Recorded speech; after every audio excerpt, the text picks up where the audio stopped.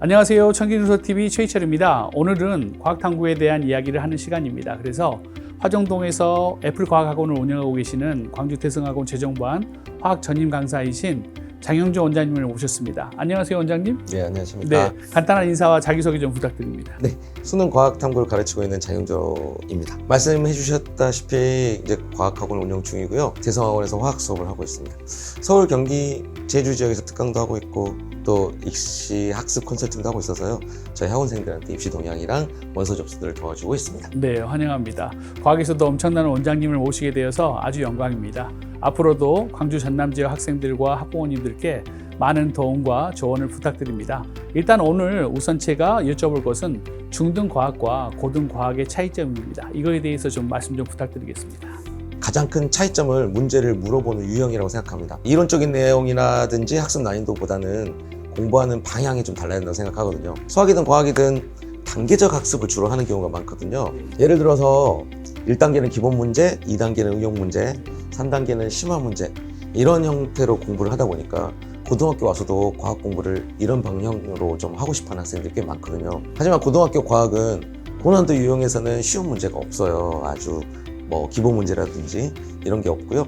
난이도가 낮은 하하 유형에서는 아주 어려운 응용 문제가 없습니다. 그래서 단원마다 또는 유형마다 조금씩 스타일을 다르게 공부를 해야만 해요. 또 이론을 잘 이해하고 암기하는 것만으로도 문제를 잘 풀리지 않는 게 고등학교 과학이거든요.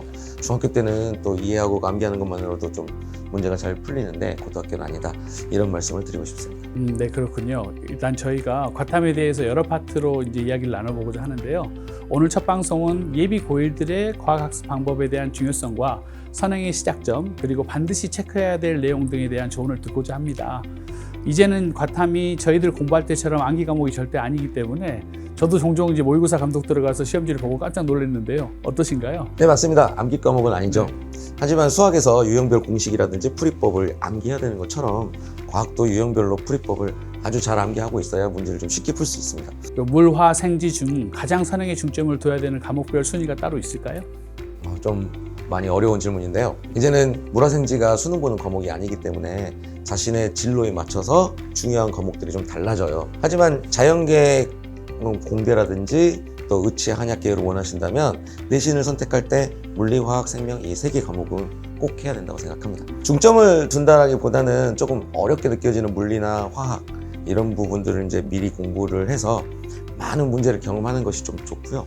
또 많이 경험할수록 자신감도 좀 생기고 좀 쉽게 되는 것 같아요. 그래서 물리의 힘과 역학이라든지 그 다음에 화학의 양적 관계 이쪽을 많이 신경 쓰면 앞으로 더 편해질 거라고 생각하고 있습니다. 고등 커리큘럼도 보니까 이제 과학 실험 과목도 필수 이수 과목이던데요.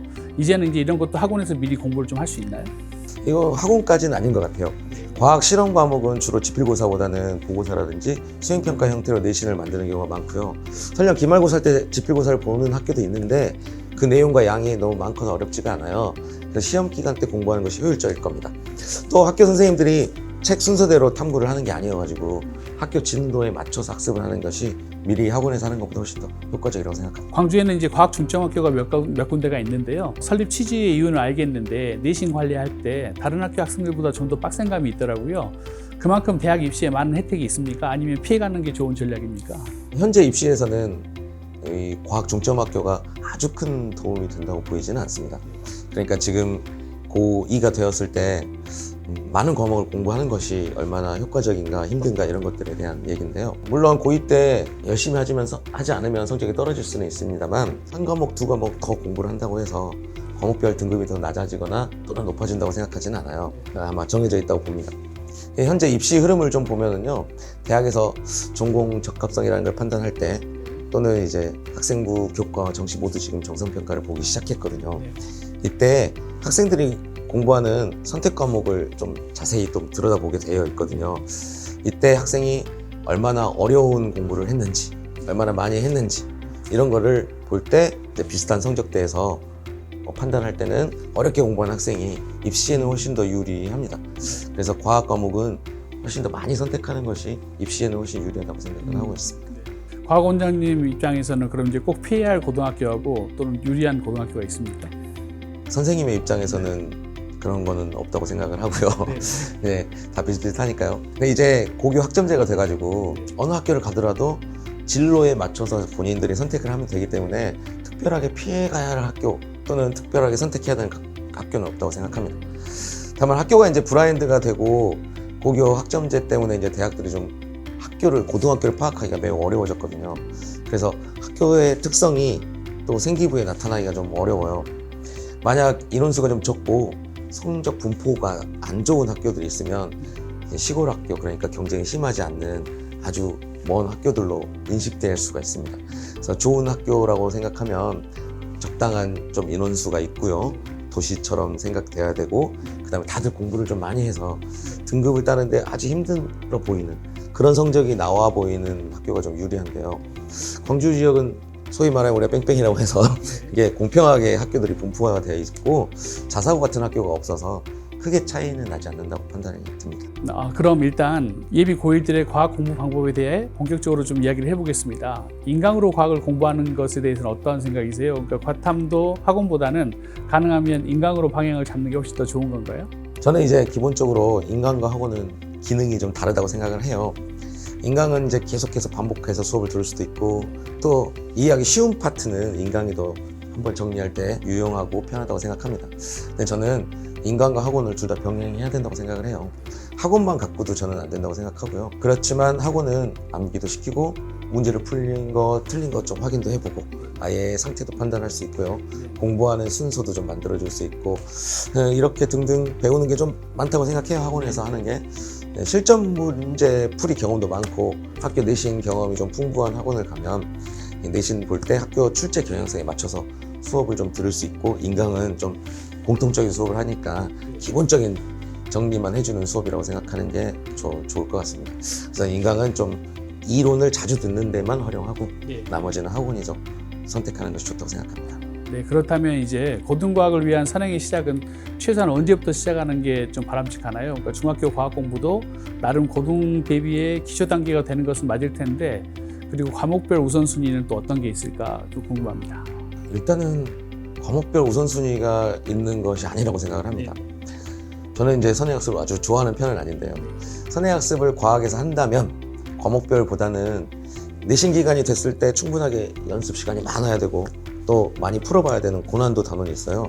그 단원을 미리 반복해서 많이 학습을 해야 된다고 생각하는데, 예를 들어서 이제 물리의 역학 파트라든지 화학의 양적 관계랑 농도, 그 다음에 생명에서는 또 세포 분열, 이런 단원들을 고1 때 틈틈이 안 잊어버릴 수 있도록 반복 학습을 꾸준하게 해주는 것이 중요해 보입니다. 중학교 과학이 기초가 안 되는 건 아니에요. 하지만 중등 때 배웠던 과정이 고1 통합과학의 기초가 된다고 보기가 어렵습니다. 내용이 아주 많이 달라요. 오히려 고2 선택 과목인 물리화학 생명치유과학 이거랑은 좀 많이 닮아 있죠. 그런데 이제 과학의 수학이라든지 영어랑 다른 점은 계속 반복이 안 된다는 얘기인데요. 중1 1단원에서 배웠던 내용이 고1까지 보면 한 번도 다시는 언급되지 않습니다.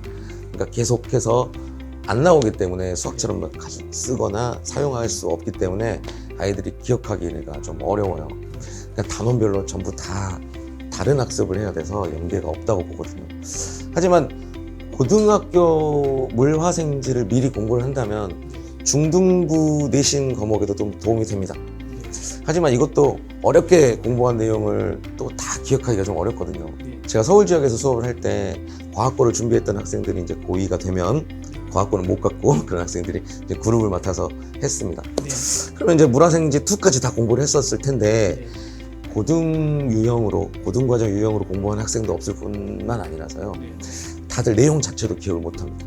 그래서 그냥 처음부터 전부 다 가르쳐야 됐거든요. 그러니까 선행학습을 하지 않는 학생하고 아주 똑같은 상황으로 수업을 할 수밖에 없었습니다.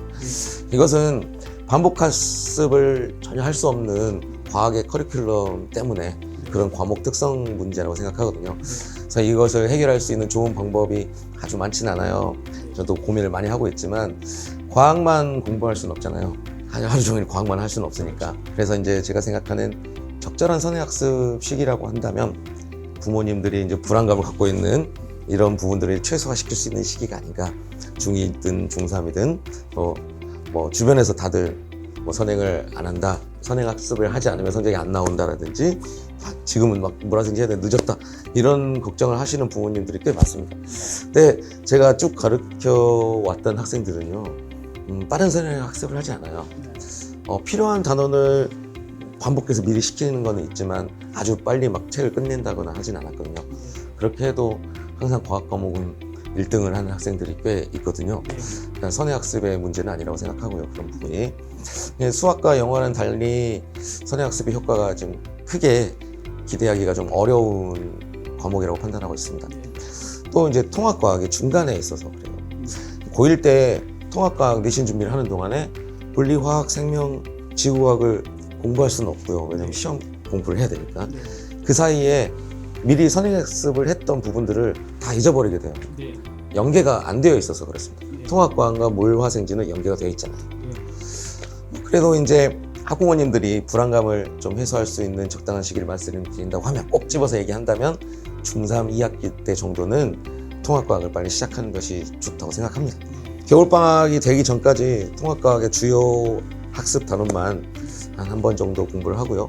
겨울방학 때는 이제 통합과학하고 원래 역학이라든지 화학의 양적 관계, 이 정도를 같이 시작하는 게 좀 좋을 것 같고요. 고1 동안은 내신 준비를 할 때는 내신 준비를 하고, 내신 준비를 하지 않는 순간에는 역학이랑 양적 관계를 계속 복습하고, 또 시험 기간에는 통합과학하고, 이렇게 하는 선행학습이 가장 이제까지는 효율적이었다고 생각하고요. 물론 미리 공부해야 되는 파트도 있는데 과학은 단순함기 해야 되는 파트도 있습니다. 그래서 전 단원을 선행학습을 하는 것이 되게 좀 효율적이지 않다고 생각을 하고요. 제가 가장 이제 그거보다 더 고민하는 부분은 진로 선택 과목을 학습할 시간을 확보해야 되는데, 그 적당한 시기를 지금 결정하기가 매우 어려워요. 이 전까지는 진로 선택 과목이 이 상대평가가 아니고 절대평가였는데, 이제부터는 상대평가가 되는데, 고2 1학기 때는 이 선택 과목을 하고 2학기 때는 일반 선택 과목이 아닌 진로 선택 과목을 해야 되는데, 이 진로 선택 과목이 뭐냐면요, 이전에 공부했던 학생들한테는 물투, 화투, 생투, 지투, 이거를 투 과목을 이전에는 고3 때 배웠다면 지금은 고2 때 다 해야 되거든요. 그럼 여름방학은 짧고 학습량이 좀 없는 상황에서 그 부분을 해결하기가 매우 어렵다고 좀 생각이 듭니다. 그럼 이제 또 선행을 진행하면서 반드시 또 체크해야 될 점은 어떤 게 있을까요? 선행을 하면서 체크해야 한다면, 아까 말씀 앞에서 드렸듯이 잊어버리지 않게 반복 학습을 하는 것이 책을 끝내는 것보다 훨씬 더 중요하다고 생각합니다. 그러니까 어느 한 파트만 아주 잃어버리지 않도록 계속 복습을 했으면 좋겠는데, 대부분 복습을 하지 않아서 다 잊어버리고 아무것도 기억 못한 채로 오는 경우가 많거든요. 그래서 저는 반복 학습이 가장 중요하다고 생각합니다. 네, 오늘은 화정동 애플과학원 원장님이신 장영준 원장님을 모시고 예비 고1들의 과탐 대비에 대한 이야기를 들어봤습니다. 오늘 시간 내주셔서 너무 감사드리고, 저도 오늘 많이 배웠거든요. 특히나 물화생지의 중요성보다는 각 단원별로 중요한 걸 먼저 선행을 하라는 걸 꼭 기억을 하겠습니다.